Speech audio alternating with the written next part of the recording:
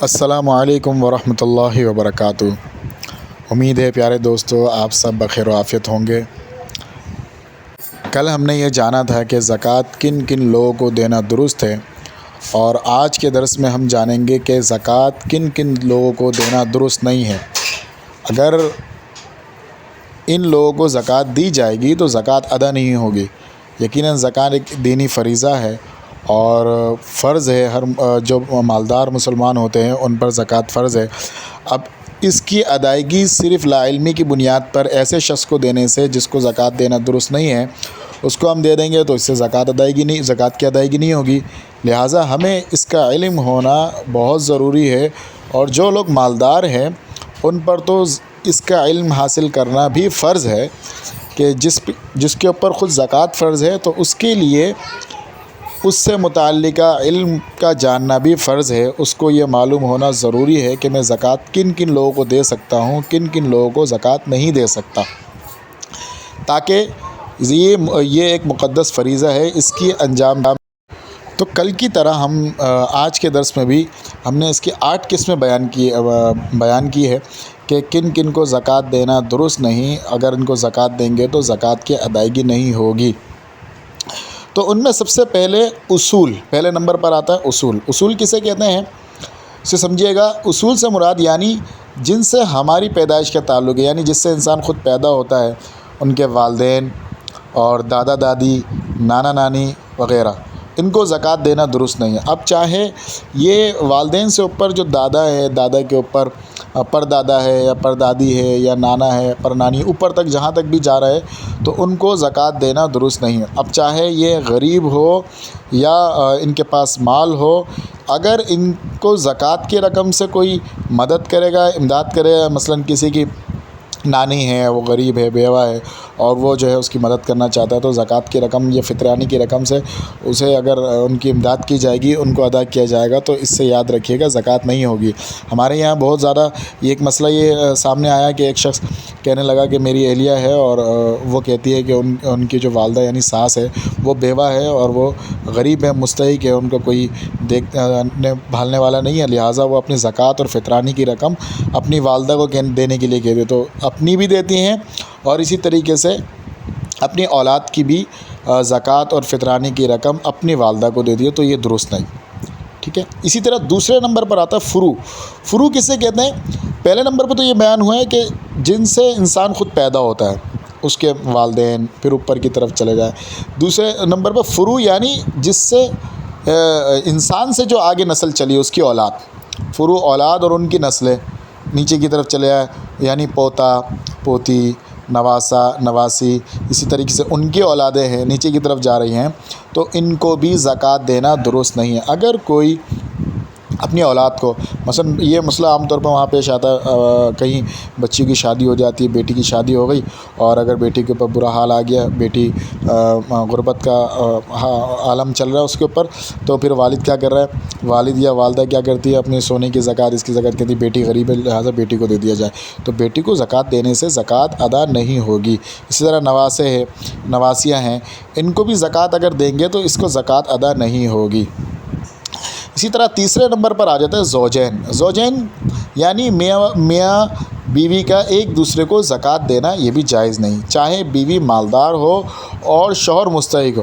مثلا کبھی ایسا ہوتا ہے کہ بیوی کے پاس سونا ہے، کچھ زیورات ہے، مہر میں ملا تھا اور کچھ پیسے بھی جمع، اس پر زکوٰۃ لازم ہو گئی، شوہر بیچارہ گزر بسر مشکل سے کر رہا ہے، روزانہ کچھ لاتا ہے، روزینہ لے کر آتا ہے اور ختم ہو جاتا ہے روزانہ کا جو اس کا خرچہ ہوتا ہے، غربت میں جا رہا ہے، تو بیوی کیا کہتی ہے، بیوی کہتی ہے آپ ہی مستحق ہے، تو لہٰذا اس کو اپنی زکوٰۃ ادا کرنے کے لیے دیتی ہے، شوہر کو دے دیتی ہے، تو اس سے زکوٰۃ کی ادائیگی نہیں ہوگی۔ اور اسی طرح اگر شوہر مالدار ہے، اس نے سوچا کہ چلو بیوی کے پاس تو سونا چاندی، مال تجارت، یہ ساری چیزیں نہیں ہیں، اس پر زکوٰۃ بھی نہیں ہے، تو لہٰذا میں اپنی زکوٰۃ اپنی بیوی کو دے دیتا ہوں، تو ایک دوسرے کو زکوٰۃ کی رقم دینے سے یاد رکھیے زکوٰۃ ادا نہیں ہوگی۔ اگر کسی نے اس طرح کیا تو اس کو دوبارہ زکوٰۃ دینی ہوگی۔ چوتھے نمبر پر مالدار سے کون لوگ مراد ہے؟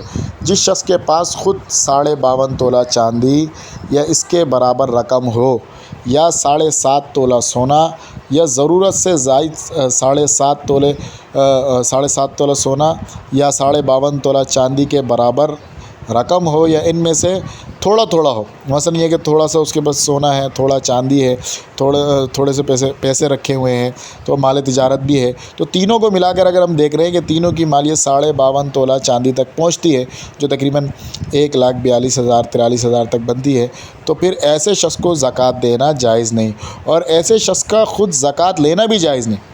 اب بسا اوقات ایسا ہوتا ہے کہیں وہ جاب کر رہے ہیں یا نوکری کر رہے ہیں، خود اتنے اس کے پاس اپنے پر زکوٰۃ ہے اور اتنی مالیت بھی ہے، زکوٰۃ کا راشن مل رہا ہے یا زکوٰۃ کی مد میں کوئی اور چیز مل رہی ہے، تو وہ زکوٰۃ وہ جو ہے وہ استعمال کے لیے لے لیتے ہیں، تو یہ بھی درست نہیں ہے، اس سے زکوٰۃ ادا نہیں ہوگی، گنہگار گار ہوگا.